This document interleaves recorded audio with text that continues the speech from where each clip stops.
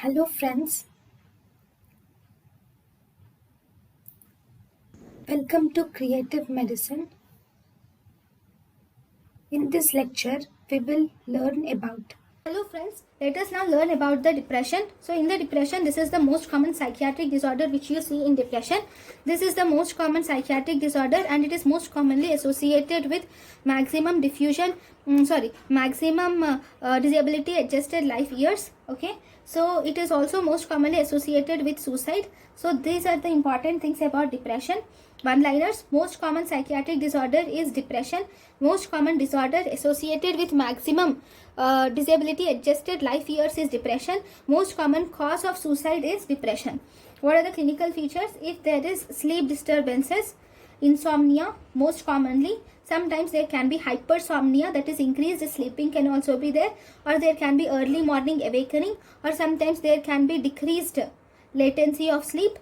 Okay, or there can be anhedonia. What is anhedonia? Anhedonia is loss of interest in activities. Then there can be excessive guilt, thinking that he has done something wrong, or there can be a lack of energy in doing the things, decreased appetite or weight loss, or there can be suicidal thoughts, or there can be negative cognition, decreased psychomotor activity. If all these symptoms are present for 2 weeks, then we call it as depression. There are two signs which you see in depression in the eye.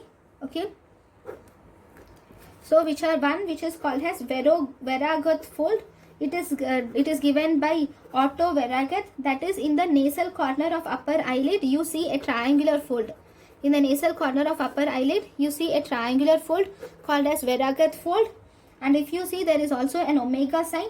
Omega sign is above, this is the root of the nose. Above the root of the nose there will be omega shaped fold which you see.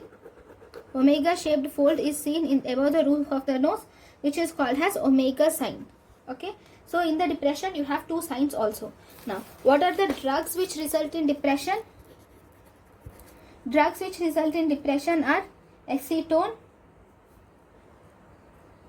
alcohol abuse, anticonvulsants, benzodiazepines, barbiturates, beta blockers, bromocriptine, calcium channel blockers, and estrogen. So these are the drugs which will result in depression. It's easier to remember. A3B4CE. That is Accutane. This is Accutane, alcohol, anticonvulsants, benzodiazepines, barbiturates, beta blockers, bromocriptine, calcium channel blockers, and estrogen. Okay, so all these are the drugs which are associated with depression. So what is the diagnostic criteria of depression? Diagnostic criteria can be of two types. We have major criteria and we have minor criteria.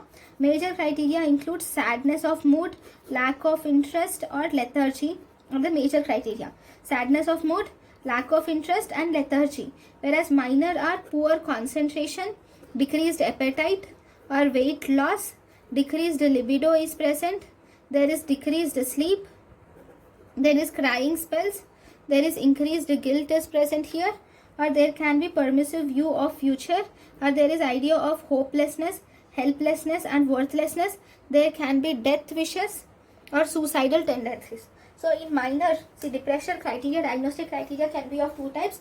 One, major depression, which includes sadness of mood, lack of interest, and lethargy.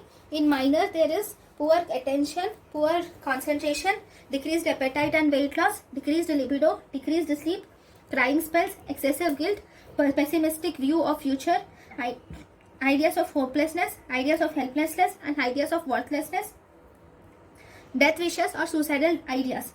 All these are diagnostic criteria of depression. So there is major depressive disorder or persistent pervasive depression. Okay, these both are said if these symptoms are present for 14 days. Okay, there can be mild depression, can be divided into mild, moderate, and severe depression based on the number of major symptoms and number of minor symptoms. But for all these, the time interval should be 14 days.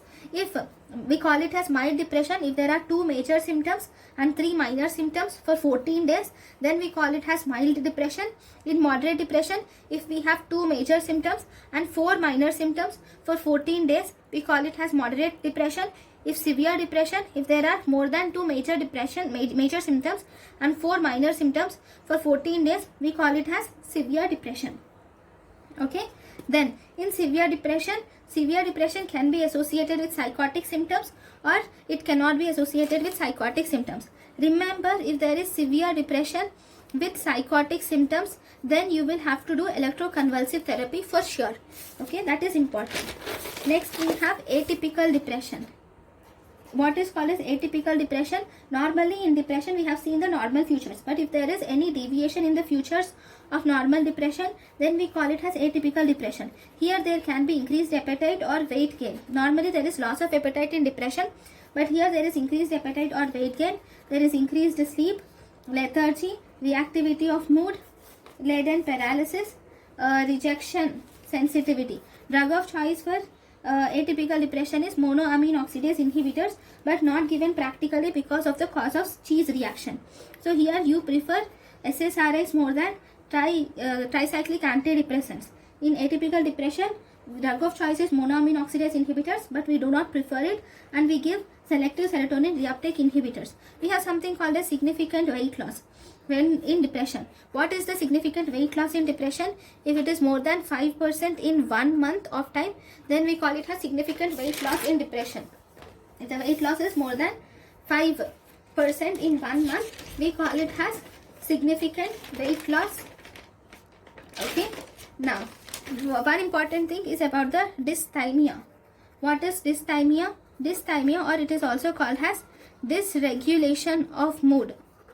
Dysthymia, or also called as dysregulation of mood.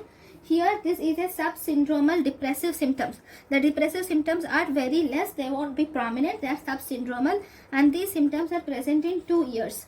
And these are most common in type D personality. So it is also called as depressive personality disorder or neurotic depression also. It can be called as depressive personality disorder or neurotic depression. Okay.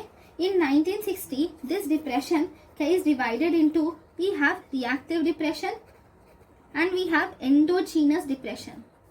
Okay, this reactive depression is reaction to loss. In endogenous depression, there is no reason at all.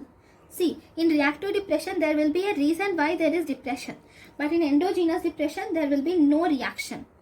Okay, so we have type D personality, right? So type D personality is responsible for dysthymia, dysregulation of mood, also called as depressive personality disorder or neurotic depression.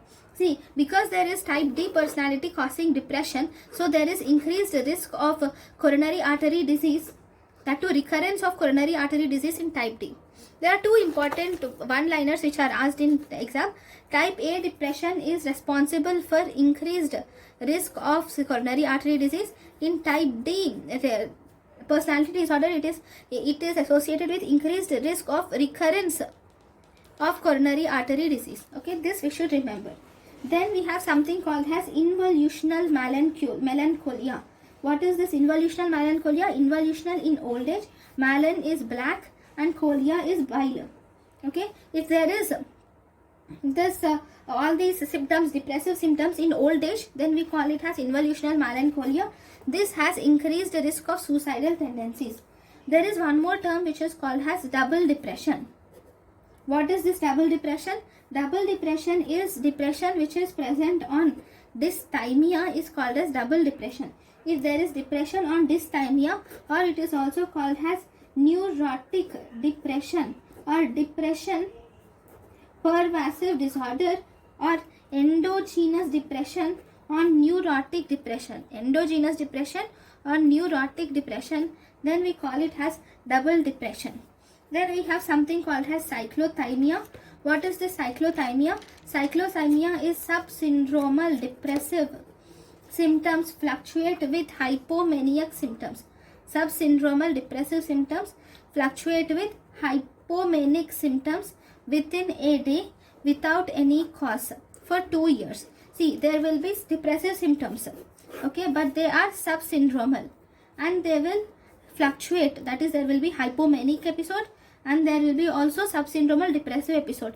This is present in 24 hours itself. In 24 hours, there will be hypomanic episodes and there will be depressive episodes also, but these are subsyndromal depressive episodes and there won't be any cause. And like this, there will be, if it is for 2 years, then we call it as cyclothymia.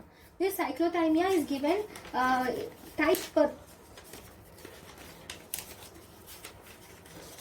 this is given type 3 in bipolar depression. Okay, so this is cyclothymia. Okay, now the next thing which is important is mental and behavioral disorder in pregnancy. In pregnancy, what is the most common symptom in postpartum period? That is called as postpartum blues. We call it as postpartum blues. This is equal to depressive equivalent. Here you have low mood, aggressiveness, and there is increased irritability, there is decreased sleep, and there will be anxiety also. Okay, so these are postpartum blues. There is something called as postpartum pink also. This postpartum pink is nothing but hypomanic episode which is seen in postpartum period is postpartum pink. Okay, this is postpartum symptom. Postpartum symptom is postpartum blues.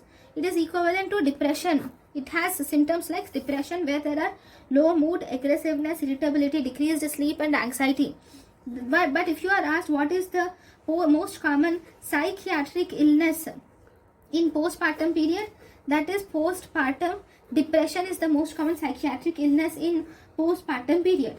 But what is the most common psychiatric illness to recur in pregnancy?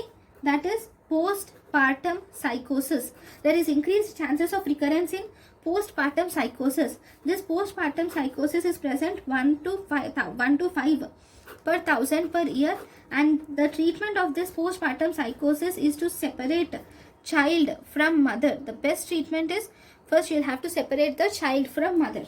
Then the next thing which is important is premenstrual dysphoretic disorder. So here in premenstrual dysphoretic disorder, if this is the menstrual cycle starting date, 1 week before it, the symptoms start occurring like irritability, low mood, all those symptoms will occur and these will completely recover by 1 week.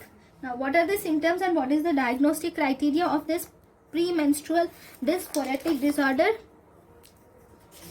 See, for this premenstrual dysphoretic disorder, we have two criteria. Again, we have major criteria and we have minor criteria. Major criteria include we have marked affective lability or fluctuation of mood, and we have marked irritability or anger or interpersonal conflict, or we have marked depressed mood, and we have marked anxiety symptoms. And in minor, we have decreased interest in usual activities, and we have poor concentration issues, we have lethargy, low energy, we have overeating or food craving is present, hypersomnia and insomnia are present. So among all these, if there is one major symptom, then we call it as premenstrual dysphoretic disorder, and among these minor symptoms, if there are any 4 out of 5, then these both plus one major plus any 4 or 5 minor symptoms, we call it as premenstrual dysphoretic disorder. Okay, 1 minute, 4 out of 8 I forgot. There are 3 more I forgot. There is sense of overwhelmness, there is breast tenderness or blotting of abdomen, there will be weight gain. Okay, all these are the diagnostic criteria for premenstrual dysphoretic disorder. So what are they? Majorly, you will have marked affective lability or fluctuation of mood, marked irritability or anger or interpersonal conflict, marked depressive mood, marked anxiety symptoms, and minor criteria include there will be decreased interest in usual activity, poor concentration issues, there will be lethargy, low energy, overeating or food craving will be there, hypersomnia or insomnia will be there, sense of overwhelmed or out of control, tenderness of breast and blotting of abdomen you will see, and you will also see weight gain. So all these are the premenstrual dysphoretic disorder which you see. Okay, then there is one more disorder which is called as hyperthymic mood. What is this hyperthymic mood? As the name says, the patient is always happy and charming. That is hyperthymic mood. There is one more which is called as disruptive mood dysregulation disorder. Disruptive mood dysregulation disorder is seen in irritable persons, shows aggressive physical or verbal things which are out of proportion for long time. See, they are irritable persons and there will be aggressive physical or verbal things which are almost out of proportion for most of the time. For this, that is for 3 weeks, 3 times per week for an year. And there will be aggressive bursts, that is irritable or angry aggressive bursts will be there.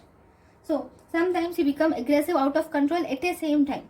That is Dysphoretic mood regulation disorder. Now, what is the treatment of depression? Depression treatment is you can give tricyclic antidepressants, noradrenaline dopamine reuptake inhibitors, noradrenaline serotonin reuptake inhibitors are given. Noradrenaline reuptake inhibitors are given. Selective serotonin reuptake inhibitors are given. Serotonin noradrenaline reuptake inhibitors are given. So all these are given. So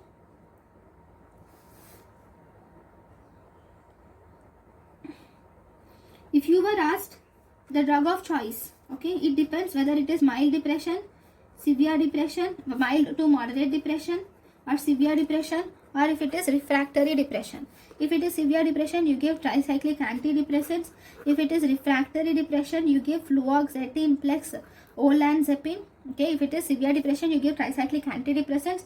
If it is refractory depression, you give fluoxetine and olanzapine. If it is mild to moderate depression, you can give all drugs are equally effective, and choice depends upon the side effects. You can select any drug if it is mild to moderate depression. Okay, so this is about the depression. So thank you guys for watching my lecture. In the next class, we will learn about the electroconvulsive therapy. Thank you.